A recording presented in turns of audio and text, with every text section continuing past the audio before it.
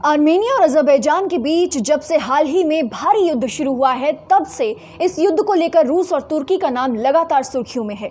Nagorno Karabakh इलाके को लेकर आर्मेनिया और अज़रबैजान के बीच 1 महीने से युद्ध हो रहा है और ये आशंकाएं जताई जाती रहीं कि कहीं रूस और तुर्की तो जंग के मैदान में आमने सामने नहीं आ जाएं। अगर ऐसा हुआ तो इसकी आग बाकी देशों को भी तबाह कर सकती है।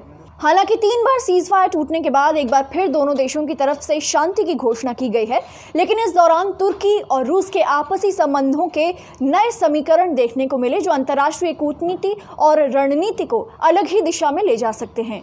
आर्मेनिया और अज़रबैजान के बीच जब युद्ध शुरू हुआ तो तुर्की ने जरूरत पड़ने पर जंग में खुलकर अज़रबैजान का साथ देने की बात कही। वहीं रूस कभी सोवियत संघ का हिस्सा रहे आर्मेनिया और अज़रबैजान दोनों ही देशों को सीज फायर की ओर ले जाने की कोशिश करता दिखा। रूस और तुर्की दोनों ही देशों का इतिहास रहा है कि वो जरूरत पड़ने पर जंग के मैदान में उतरने में देरी नहीं दिखाते और इससे दूसरे देशों को भी सतर्क रहना पड़ता है। लेकिन आर्मेनिया और अज़रबैजान के बीच नागोर्नो कराबाख की जंग में रूस और तुर्की दोनों ही एक दूसरे पर आक्रामक और हमलावर होने से बचते दिखे। अज़रबैजान और आर्मेनिया की सेनाएं जब नागोर्नो कराबाख को लेकर मरने मारने पर आमादा हो गईं और गोला बारूद, टैंक, ड्रोन और रॉकेट जंग के मैदान में आग उगल रहे थे, तब रूस और तुर्की को बहुत सा धीरज रखे देखा गया और कई बार लगा कि दोनों देश सीधे सीधे एक दूसरे के खिलाफ जंग के मैदान में उतरने से बच रहे हैं। युद्ध को लेकर तुर्की और रूस की ऐसी प्रतिक्रिया उनकी सेट इमेज से बिल्कुल अलग है। तुर्की में ऑटोमान एम्पायर के समय रूस और तुर्की के बीच 4 सदी पुराना युद्ध का इतिहास रहा है, जो रूस के इतिहास के सबसे लंबे सैन्य संघर्षों में से एक है। रशियन एम्पायर और ऑटोमान एम्पायर के बीच 17वीं से 20वीं शताब्दी के बीच 12 बार युद्ध लड़ा गया और इनके बीच आखिरी सैन्य संघर्ष के बाद 100 सालों तक कलह जारी रही।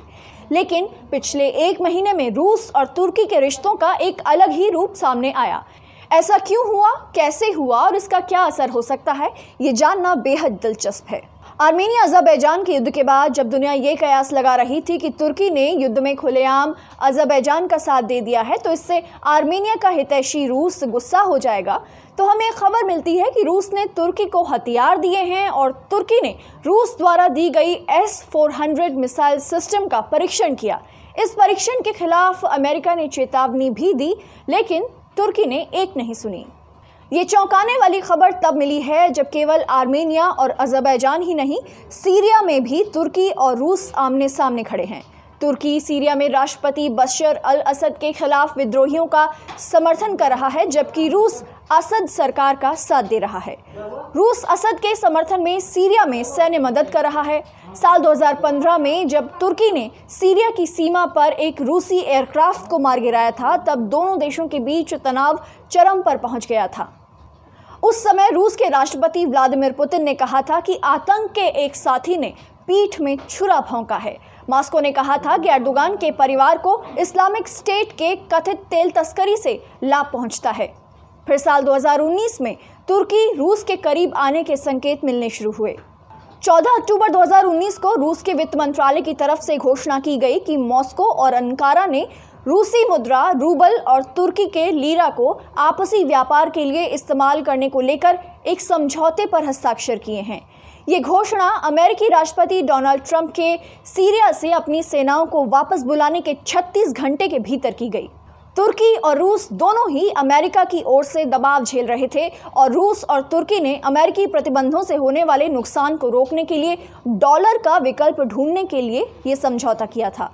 तुर्की और रूस के बीच सुधरते संबंधों को उनके व्यापारिक संबंधों से भी समझा जा सकता है। तुर्की और रूस के बीच करीब $25.5 बिलियन का व्यापार होता है और इसमें करीब 16% की सालाना वृद्धि होती है। 14 अक्टूबर 2019 को हुए बड़े आर्थिक समझौते के बाद 23 अक्टूबर 2019 को तुर्की और रूस के बीच उत्तरी सीरिया में कुर्दों के खिलाफ सैन्य कार्रवाई को लेकर सहमति बनी। दोनों देशों ने इसे एक ऐतिहासिक समझौता बताया। ये वही कुर्द हैं जिन पर अमेरिका ने ISIS से निपटने के लिए भरोसा किया, लेकिन तुर्की कुर्दों को आतंकी समूह बताता है। कुर्दों के खिलाफ सैन्य कार्रवाई की सहमति के समझौते से रूस और तुर्की दोनों अमेरिका के खिलाफ एक साथ खड़े हो गए। यहाँ तक कि तुर्कमेनिस्तान के दौरे पर रूसी विदेश मंत्री सेर्गेई लावरोव ने पत्रकारों से कहा कि रूस ने अमेरिका को कुर्द कार्ड खेलने और कुर्द और अरब जनजातियों को आमने सामने खड़ा करने के खिलाफ चेताया भी था। उसी दिन जब वेस्टर्न देश चाहते थे कि संयुक्त राष्ट्र की सुरक्षा परिषद में तुर्की की आलोचना हो, तो रूस ने इस प्रस्ताव पर पानी फेर दिया।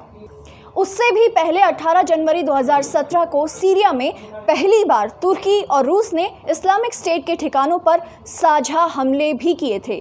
तुर्की और रूस असल में साझा हितों के लिए कई सालों से एक दूसरे के करीब आते दिखे हैं। दिसंबर 2016 में जब तुर्की में रूसी राजदूत आंद्रे कार्लोव की हत्या हुई, तो उस हाई प्रोफाइल हत्या के बाद भी तुर्की और रूस के संबंधों पर कोई आंच नहीं आई, बल्कि इसके बाद तुर्की से एर्दोआन और रूस से व्लादिमीर पुतिन ने कहा कि ये उनके आपसी रिश्तों को तबाह करने की कोशिश है, लेकिन लोग इसमें सफल नहीं होंगे। हो सकता है कि अगर इस युद्ध को रोकने के लिए तुर्की और रूस मिलकर प्रयास करें, तो आर्मेनिया और अज़रबैजान की नागोर्नो कराबाख में चल रही जंग की जल्द ही समाप्ति हमें देखने को मिले।